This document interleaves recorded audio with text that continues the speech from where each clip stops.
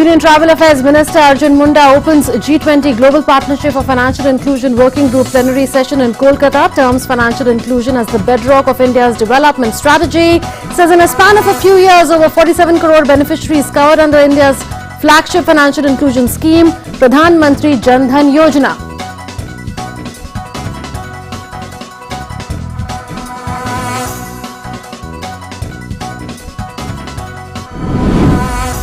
Day 2 of first G20 Global Partnership for Financial Inclusion Working Group meetings take place in Kolkata. Delegates deliberate on leveraging digital public infrastructure for financial inclusion and productivity gains and reducing the cost of remittances.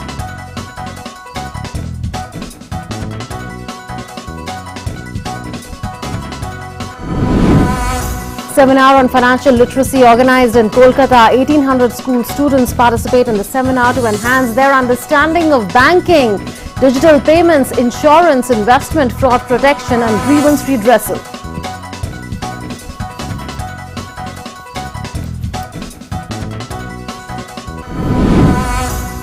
In an exclusive conversation with DD India, Chief General Manager of NABARD says NABARD is running the largest financial inclusion program of the world and has reached over 1.2 crore people, especially women, across India.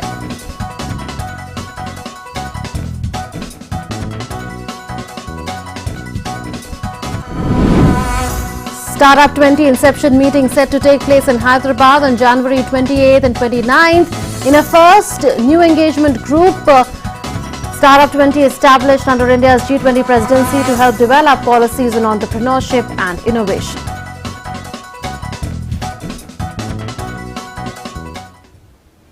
During the second day of the first G20 Global Partnership for Financial Inclusion Working Group meetings in Kolkata, G20 delegates deliberated on leveraging digital public infrastructure for financial inclusion and productivity gains and reducing cost of remittances. A seminar on financial literacy was also organized in the city, in which 1800 school students participated to enhance their understanding of banking, digital payments, insurance, investment, fraud protection and grievance redressal. My colleague Ajay Mishra reports from Kolkata.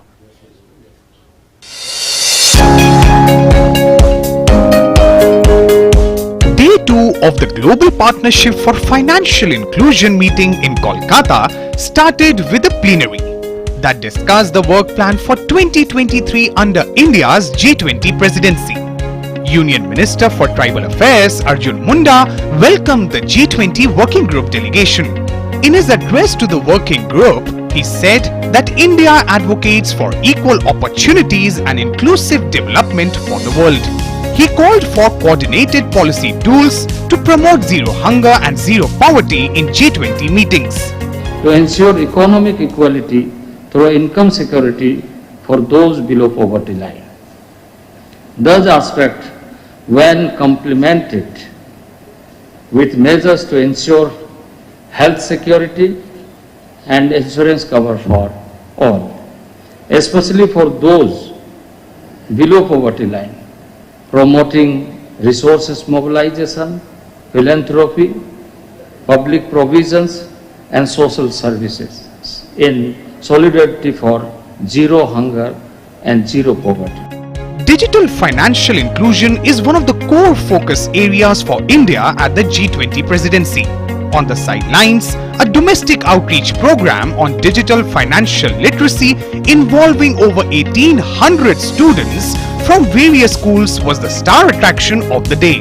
From Pune's educational institutions, over 5,000 students participated in model G20 sessions and interactive lectures. Children took keen interest in understanding the G20 working system and nuances of money management. I have learned from this program is managing my finances, everything about debit and credit, a lot about how to sustainably manage your money and how to increase the inflation rate that is increasing day by day. So a small, if you take everything into a summary, one of the most important thing that I have learned is if I learn to manage my own finances. I will be more independent tomorrow because I know how to manage my money, how to use it for a good cause. How to manage the financial income of our life, and how there are how many type of bank and banking system they have explained in a good way, and how to use the money in a proper, and how to save the money for our future and even for our use. This all thing I like. The G20 delegation also discussed ways and means to reduce cost of remittances, assess progress made in implementation of G20 high-level principles for digital financial inclusion, and ways of advancing financing for MSMEs. India's G20 presidency is committed to leading an agenda that voices the concerns of countries that are most in need. It aims to reflect the concerns and aspirations of developing countries, and fostering financial inclusion is one of them. G20 is a very important forum to promote the India's art form, and especially the art form from the tribals, and this is one big focus when it comes to financial inclusion at G20 here in Kolkata. With camera person Kuldeep Sharma, Ajay Mishra, DD News, India.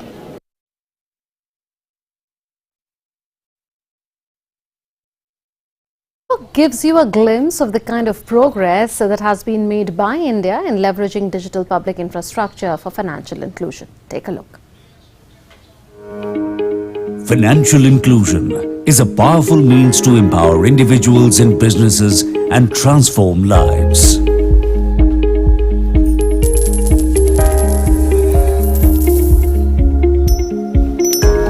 Achieved through 4 key steps.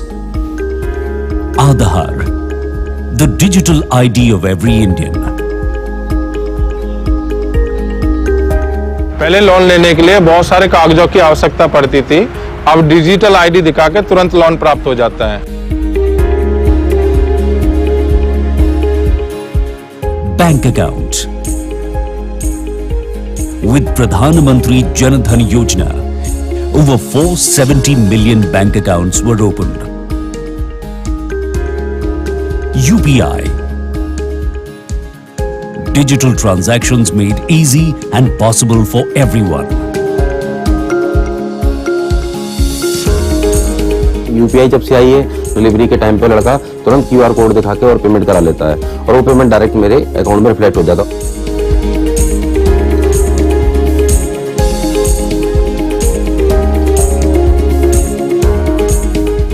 Together it was called the Jam Trinity. Data empowerment, a tool to improve creditworthiness. Indeed, financial inclusion is a global mission.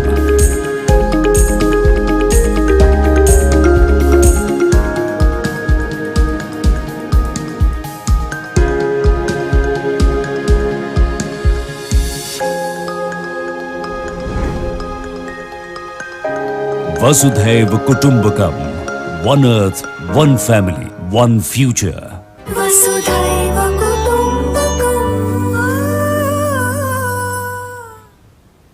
Union Minister for Tribal Affairs Arjun Munda was in Kolkata to welcome the G20 Working Group delegates for the financial inclusion meetings. Speaking exclusively with DD India's correspondent Ajay Mishra, he said that the Government of India is running special programs to augment financial inclusion for the tribal population through cluster-based programs. Take a listen. The Union Minister for the Tribal Affairs, Mr. Arjun Munda, is here to welcome the G20 delegation. Sir, what was the central message from Indian side that you gave to the delegation? Honorable Prime Minister always focus on how to the needy who are in the village background, who are in the rural background, how to financially they should be included and they come to a formal economy, and their prosperity should be ensured, their saving potential should be ensured, their quality life should be encouraged. Honorable Prime Minister announced and focus and emphasize always Jan Dhan Khata. And we are also in tribal ministry, we are doing for through TriFed, Bandhan Yojana to empower tribals and encourage artisans to their livelihood and sustainable development. India as an artisans country, they needs to promote, they needs to value. So we are now again after 75 years of independence under leadership of Prime Minister Modi, we are encouraging all the artisans and all the rural people how to they come up with the economy. Thank you very much. So, and G20 is a very important forum to promote the India's art form, and especially the art form from the tribals, which the Tribal Affairs Minister is in charge. And this is one big focus when it comes to financial inclusion at G20 here in Kolkata. With camera person Kuldeep Sharma, Ajay Mishra, DD News, India. NABARD is running the largest financial inclusion program of the world and has reached over 1.2 crore people, especially women, in many parts of the country. It is the nodal agency to spread the financial inclusion, especially in agriculture and rural development sectors in India. DD India's correspondent Ajay Mishra caught up with the head of NABARD, who was present at the G20 working group meeting on financial inclusion, on what India can offer to the world in the realm of financial inclusion. Take a listen. We are showcasing at this very important G20 working group meeting. Thank you for the opportunity. See, NABARD is, as you know, is Apex Bank for Agriculture and Rural Development in India. And over the last 40 years, NABARD has been in the playing the role of bringing in credit financial services to the excluded sections of the people in the country. In that sense, NABARD's role right from day one of its inception has been on financial inclusion.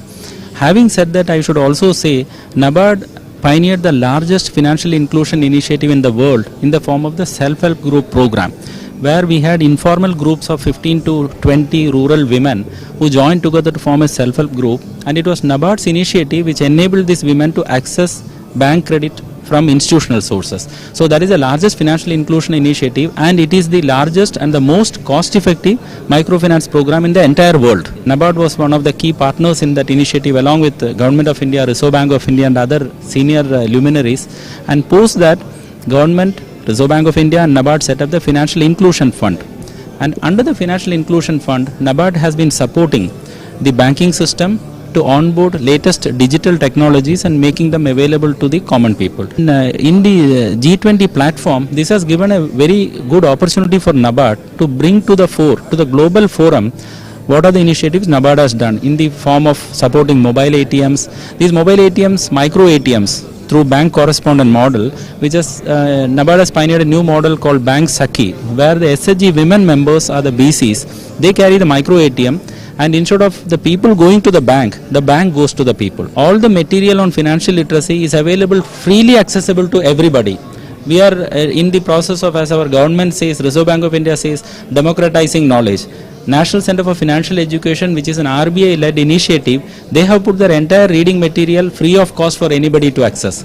So we are becoming a world leader, I will say a Vishwa Guru, in sharing the knowledge of financial literacy to all the countries here. So, thanks very much and all the best for the future endeavors. Thank you very much. And so the financial inclusion and the financial literacy is one big focus of G20's second day deliberations here in Kolkata. With camera person Kuldeep Sharma, Ajay Mishra for DD India, Kolkata. Prime Minister Narendra Modi will inaugurate this year's National Youth Festival at Hubli, Karnataka on the 12th of January on the occasion of the birth anniversary of Swami Vivekanand. This was announced by Union Minister for Youth and Sports Affairs Anurag Singh Thakur at a media briefing in New Delhi today.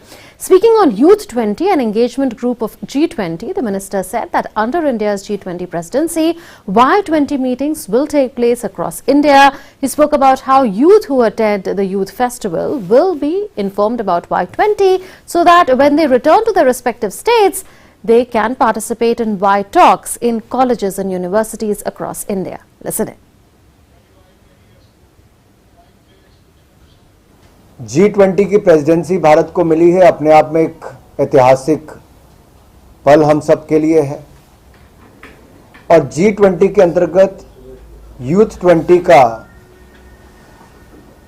जो आयोजन देश भर में अलग अलग जगह पर इसकी मीटिंग्स होंगी, लेकिन हमारा प्रयास है कि नेशनल यूथ फेस्टिवल में जो देश भर का युवा यहाँ पर आया है उसको Y20 की जानकारी भी दें, और ये युवा जब अपने राज्य वापस जाएं तो वाई टॉक्स इसका आयोजन देश भर में यूनिवर्सिटीज और कॉलेजेस में हो। G20 की प्रेसिडेंसी को जहां एक और दुनिया भर के देश यहां आकर अपने बात रखेंगे, हम Y20 के माध्यम से, वाई टॉक्स के माध्यम से जन जन तक उस बात को ले जाने का काम करने वाले हैं। The first G20 Health Working Group meeting under India's presidency is scheduled to take place on the 18th and 19th of January in Thiruvananthapuram, the capital city of Kerala.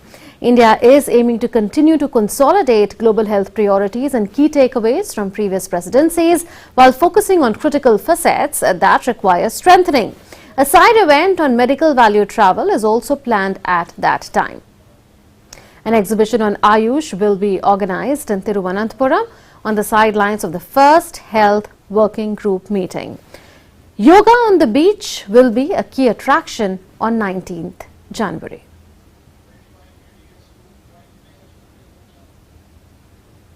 This is a first health meeting. It is a side event. We are organizing medical value travel showcasing of India for all the countries participating.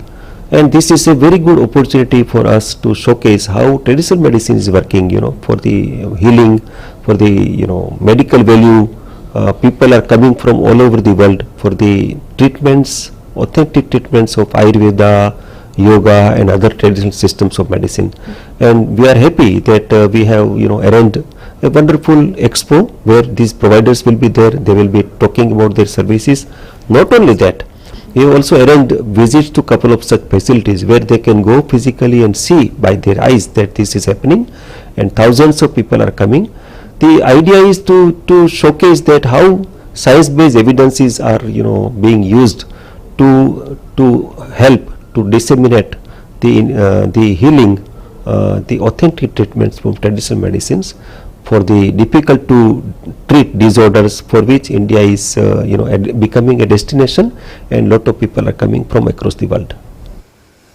So now let us recall the three priorities in the realm of health. They are priority number 1, health emergencies, prevention, preparedness and response. Priority number 2 is strengthening cooperation in pharmaceutical sector for affordable access to vaccines, therapeutics or drugs. And the third priority is digital health innovations and solutions to aid universal health coverage.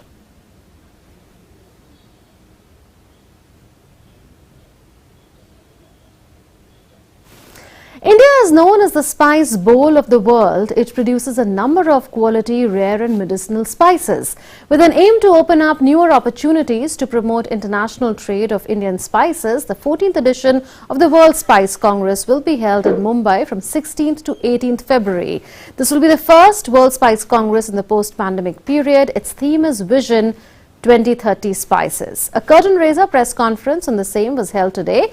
Organized on the sidelines of the G20 presidency of India, the event will have key policy makers, regulatory authorities, spice trade associations, government officials as well as technical experts from key G20 countries. Policy makers, regulatory authorities, spice trade associations, government officials and technical experts will be there participating in the event. Here's D. Satyan, Secretary, Spices Board in the Ministry of Commerce and Industry, and Bashish Narayan Jha, Director, Marketing in Spices Board, speaking on the importance of the World Spice Congress. Take a listen. This World Spice Congress 14th edition will be held in Mumbai. This is basically for export promotion. We are trying to connect our spices stakeholders, especially exporters, with the global spice stakeholders, especially traders. And it's also a very good platform for exchange of ideas, to discuss about the problems in the sector for effective solutions, and people can present the best models available for cross-learning. So there are so many benefits, and the overall benefit will be for the spices industry, and we hope that all these events will lead to export promotion and increase in exports. For spreading awareness among the people of Pune regarding G20 meeting that will be held in the city, a bicycle rally was organized by the Pune Municipal Corporation. Pune city is known as the bicycle city. The cyclists rode through Jangli Maharaj Road, Alka Chowk, Tilak Road, Baji Rao, shouting the slogan "Save the Cycle, Save the Environment." The cycle rally concluded at Mahapalika Bhavan. 1800 cyclists had registered for the cycle rally. On this occasion, they were given a medal and a certificate on behalf of the municipal corporation.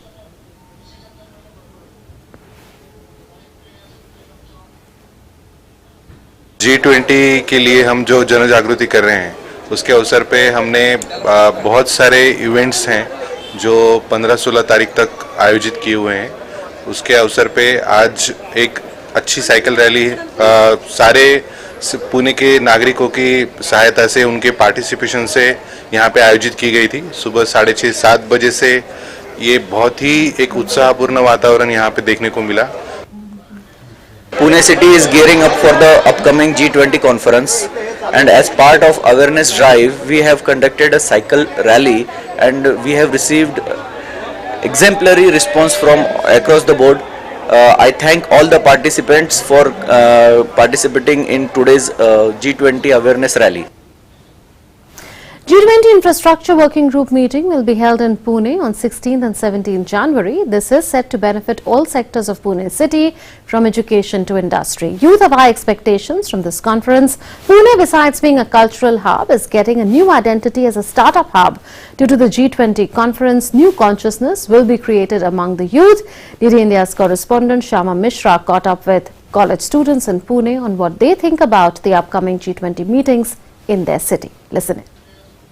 और G20 में कैसा होता है कि जो दूसरे countries होते हैं वो अपने इंडिया में या दूसरी कंट्रीज में बिजनेस के लिए या एजुकेशन के लिए नया बिजनेस चालू करते हैं। तो अभी G20 के इससे हमारे इंडिया में ऑक्सफोर्ड और हार्वर्ड यूनिवर्सिटी आने वाला है, जिससे स्टूडेंट्स को बहुत मदद मिलने वाली है और बहुत बड़ी अपॉर्चुनिटी है स्टूडेंट्स के लिए।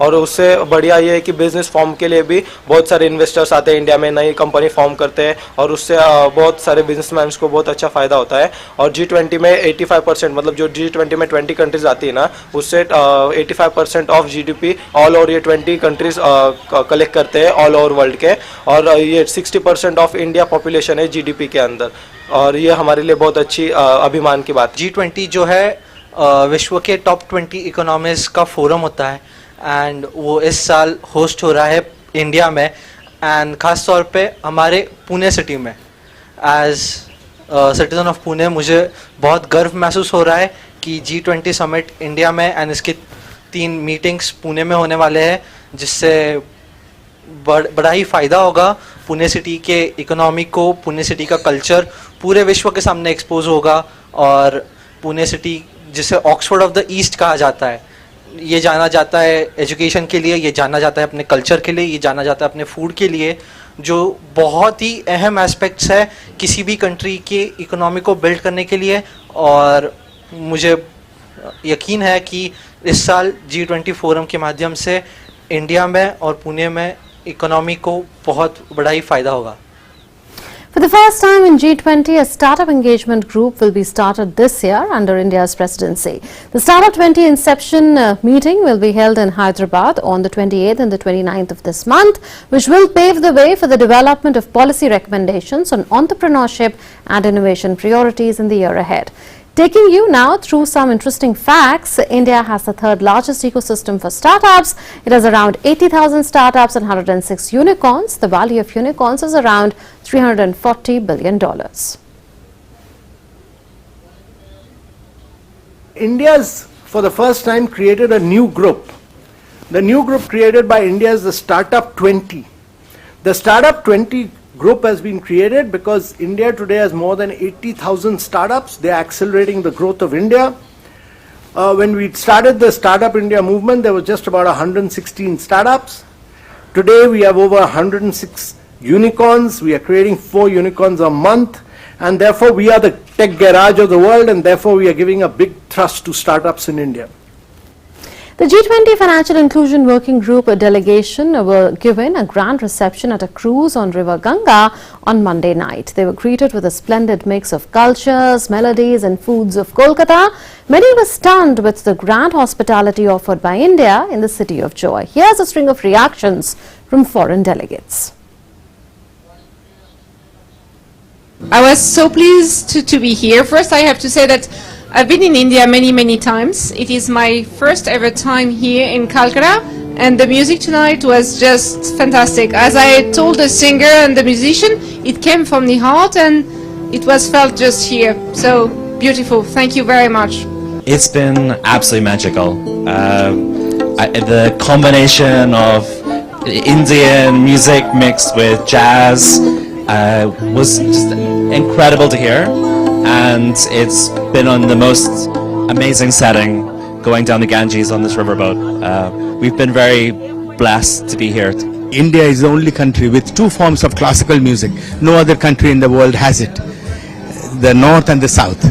और ये जो परंपरा हमारी रही उत्तर प्रदेश की गंगा में अब बजरा में गाना बजाना रईस लोग सुनते थे तो वैसा एक माहौल बना यहाँ कि हम in the launch we are performing and the guests are enjoying music.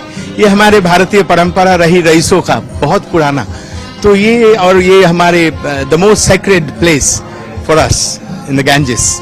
So it is a blessed moment for me and my friends to be playing here. बहुत मजा आया और I hope the guests liked it. It's absolutely wonderful. The hospitality and the culture and the kindness of the people is really overwhelming. We've been taken on a tour to the Victoria Monument and the Indian Museum with a very good explanation and very important to know about the local history, about the importance of Kolkata for the independence of India, so that is something that I've learned. And on that note, we come to the close of this edition of India at G20. We'll see you again tomorrow, same time on DD India. Thanks for watching.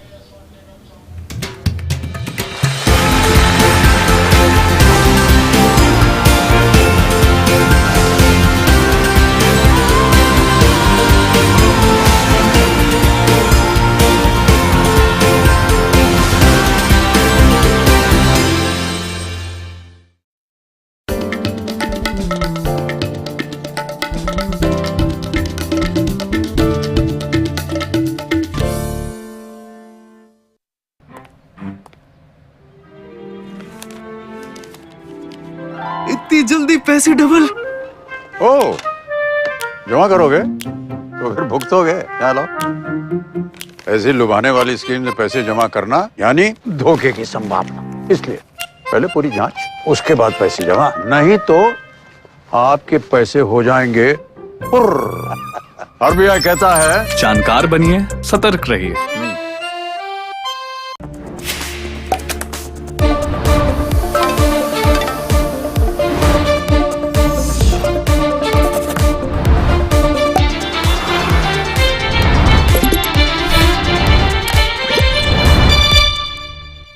Hello and welcome to Startup Champions 2.0, the show where you meet and learn from National Startup Award winning founders.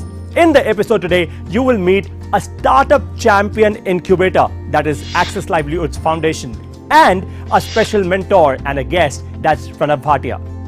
What does a great idea need? Incubation. With the right incubation support, an idea has the power to change the world and impact millions of lives. This is exactly what our Startup Champion has done. They have impacted millions of marginalized lives